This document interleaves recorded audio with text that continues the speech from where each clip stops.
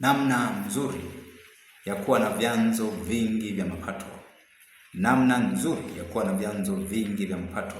Roho Mtakatifu akuhudumie kwenye mafundisho haya. Mafundisho yakafanyike msaada kwako, yakafanyike baraka kwako katika jina la Yesu. Amen. Watu wengi ambao ni mabilionea, watu wengi ambao wamefanikiwa, wana chanzo zaidi ya kimoja cha mapato. Wana chanzo zaidi ya kimoja cha mapato. Hakuna watu ambao ni mabilionea au milionea ambao wana chanzo kimoja cha mapato. Wana chanzo zaidi ya kimoja cha mapato. Wote ambao ni mabilionea. Sasa leo tutakwenda kujifunza namna nzuri ya kuwa na vyanzo vingi vya mapato. Namna nzuri ya kuwa na vyanzo vingi vya mapato. Tunaposoma kwenye Mhubiri 11:2, tunaona jinsi ambavyo Mungu anajaribu kuzungumzia kwa habari ya kuwa na vyanzo vya mapato zaidi ya kimoja.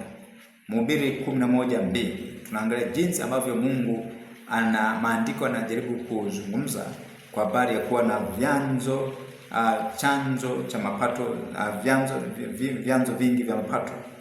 Maandiko yanasema kwamba Mhubiri 11:2, sasa uwagawie sehemu watu 7 hata 8, maana hujui bagani litakalokuwa juu ya nchi. Kwa alikuwa anazungumzia kwa habari ya kuwa na multiple income na multiple source of income, kwamba ulichonacho jaribu kugawa kwenye maeneo mbalimbali. Jaribu kuwekeza, kwa lugha rahisi, jaribu kuwekeza kwenye maeneo mbalimbali. Hizi ni kanuni za kiroho. Hii ni hekima ya kiroho, kwamba hakuna namna ambavyo tunaweza kufanikiwa au kuwa na mafanikio makubwa kwa kuwa na chanzo kimoja, kwa kutegemea chanzo kimoja cha mapato. Anasema uwagawie sehemu watu 7 hata 8, maana hujui bagani litakalokuwa juu ya nchi. Kwa unapokuwa na chanzo zaidi ya kimoja cha mapato, basi kimoja kikianguka, basi vingine vitakusaidia. Kwa Sulemani alikuwa na shauri kuwekeza ulichonacho katika maeneo mbalimbali, au katika biashara mbalimbali, maana hujui balaa gani ambalo linaweza kutokea. Kwa chanzo kimoja kikifeli, vyanzo vingine vitakusaidia. Na ndio maana Suleiman anatoa ushauri kwamba uwagawie sehemu watu 7. Wakati mwingine hatujui haya mambo jinsi yanavyoenda. Wakati mwingine watu wanasema kwamba kuna benki ya NMB, kuna benki ya CRDB. Ni rahisi mtu kufikiri kwamba hiyo benki inawezekana inamilikiwa labda na mtu mmoja. Sio, kuna community commercial bank. Ni rahisi kufikiri kwamba kuna hiyo benki na inamilikiwa na mtu mmoja. Lakini mambo hayako hivyo. Unapoona NMB inaenda, kuna watu ambao wamewekeza fedha zao pale. Kuna mikono ya watu wengi ambao wamewekeza fedha zao pale. Unapoona CRDB inaenda, kuna watu wengi ambao wamewekeza fedha zao pale. Faida inayopatikana na wenyewe wanakuwa wanapata sehemu ya faida inayopata kulingana na kiasi ambacho wamewekeza kwenye hiyo benki. Kwa Suleiman anajaribu kushauri kwamba wekeza fedha zako kwenye maeneo mbalimbali. Huwezi kuwa na chanzo kimoja cha mapato alafu ukafanikiwa kwenye maisha yako, maana chanzo hicho kikishindwa, basi na wewe moja kwa moja hali yako inakuwa mbaya. Kwa ni vema kuwa na chanzo zaidi ya kimoja cha mapato, ili moja ikifeli, nyingine ikusaidie. Pia ni vema kufanya uwekezaji katika maeneo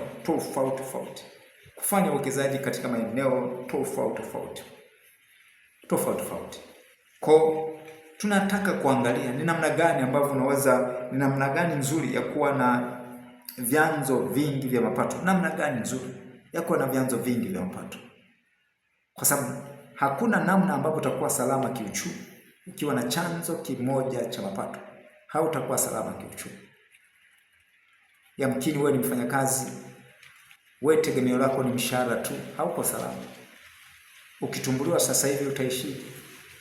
Ukifukuzwa kazi sasa hivi utaishije? Kwa si salama kabisa kuwa na chanzo kimoja cha mapato, na ndio maana Suleiman anashauri kuwekeza ulichonacho katika maeneo mbalimbali. Mhubiri 11:2, uwagawie sehemu watu 7. Uwagawie sehemu watu 7. Tafsiri nyingine tunaweza kusema kwamba hebu nunua hisa CRDB kwa mfano. Nunua hisa CRDB, nunua hisa NMB, nunua vipande UTT, nunua hisa NBC, nunua hisa Community Commercial Bank, nunua hisa. Wekeza, sema kwamba uwagawie sehemu watu 7.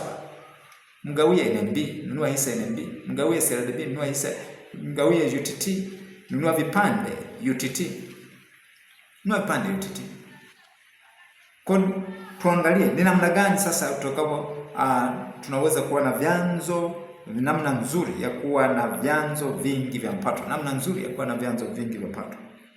Tunaposoma kwenye Wafilipi 3:3, Paulo anasema, ndugu zangu, sijidhani kwamba mimi nimekwisha kushika, bali natenda neno moja tu, nikasahau yaliyo nyuma, nikiyachuchumilia yaliyo mbele.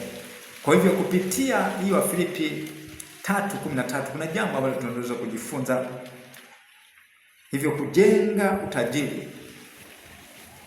utajiri, anza kama Paulo alivyoanza. Anza na chanzo kimoja. Huwezi ukaanza na vyanzo vingi, unaanza na chanzo kimoja. Yamkini unaweza ukaanza kununua vipande UTT. Ukaanza na kununua vipande UTT, ukanunua vipande UTT, ukawekeza nguvu zako zote kwenye kununua vipande. Kwa sababu wakati mwingine una fedha kidogo, ukigawanya hiyo fedha ulionayo kwenye maeneo tofauti, ukawekeza kwenye maeneo tofauti, hutaona faida kubwa. Kwa Paulo anasema kwamba mimi sijidhani kwamba nimekwisha shika, lakini nafanya neno moja tu. Kwa anza na kitu kimoja. Anza na eneo moja. Anza na chanzo kimoja. Wekeza nguvu nyingi sana kwenye chanzo hicho kimoja. Halafu endelea kama Suleiman tuliposoma kwenye Mhubiri 11:2 kwamba wagawie sehemu watu 7. Umeanza na UTT, baadaye unapanua wigo. Unaanza unanunua hisa NMB, unanunua hisa CRDB, unanunua hisa TCB, Tanzania Commercial Bank, unanunua hisa Community Commercial Bank. Kwa unaanza na chanzo kimoja kwanza. Huwezi kuanza na mara moja na vyanzo vingi. Unaanza na chanzo kimoja, unawekeza nguvu zako nyingi kwenye chanzo kimoja. Narudia tena, inawezekana unanunua vipande UTT. Mfuko utakaochagua kama ni umoja fund, liquid fund, unawekeza huko. Alafu baada hapo mfuko ukishakuwa mkubwa, unaanza sasa kugawanya, kuwekeza maeneo mengine.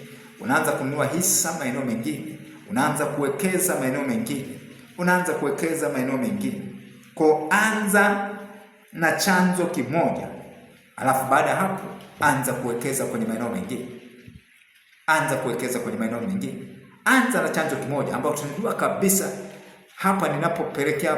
Kama ni UTT, unajua kwamba UTT wanafanya vizuri. Kama ni NMB, unajua kwamba hii NMB inafanya vizuri. Anza hapo kwanza. Mzigo utakapoongezeka, fedha zitakapoongezeka, sasa anza kugawanya maeneo mengine. Anza kuwekeza maeneo mengine. Huwezi kuanza na kuwekeza maeneo mengi kwa wakati mmoja wakati fedha yako ni ndogo. Kwa sababu ukigawa kidogo huku na huku, hutaona hata faida kubwa. Lakini ukiwekeza mzigo wa kutosha, kuwekeza fedha za kutosha kwenye chanzo kimoja kwanza, alafu baada hapo kaanza kuwekeza kwenye maeneo mengine, utaona faida. Ni rahisi kufanikiwa. Kwa bobea kwanza kwenye biashara moja. Uwe mzuri kwanza kwenye biashara moja kabla ya kuanzisha biashara nyingi. Usianze biashara nyingi mara moja. Anza na biashara moja, bobea kwenye hiyo biashara, uwe mzuri kwenye hiyo biashara. Alafu baada hapo anza kuanzisha biashara zingine. Anza kuanzisha biashara zingine. Wekeza kwanza kwenye eneo moja. Baada ya muda wa kutosha, anza kuwekeza sasa kwenye maeneo mengine. Kwenye maeneo mengine. Anza kuwekeza kwenye eneo moja kwanza. Alafu panua wigo wa uwekezaji. Panua wigo wa uwekezaji. Mabilionia wote hawakuanza na biashara nyingi kwa mara moja. Hawakuanza na biashara mbili kwa mara moja. Walianza na biashara moja, wakabobea kwenye biashara moja, wakawa wazuri kwenye biashara moja, alafu baada hapo wakaanza kufungua biashara zingine.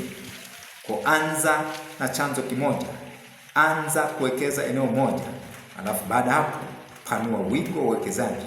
Fungua biashara zingine, fungua biashara zingine, lakini anza na moja. Anza na moja. Wamefanya biashara mabilionea hawakuanza kuwekeza kwenye maeneo mengi kwa mara moja, walianza kuwekeza kwenye eneo moja. Kama UTT, anza kuwekeza kwenye UTT, alafu baada hapo wekeza kwenye NMB, wekeza kwenye CRB, wekeza kwenye kampuni lote ambalo unajua kabisa linafanya kazi vizuri.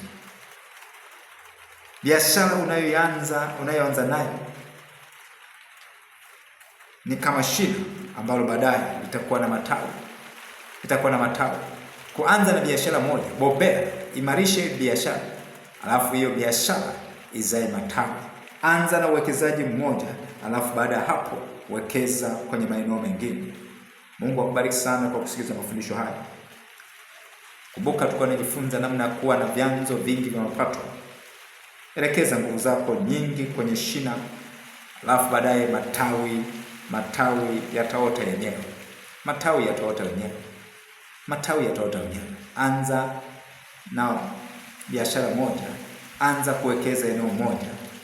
Hicho unachoanza nacho ni kama shina, baadaye automatically matawi yataota yenyewe.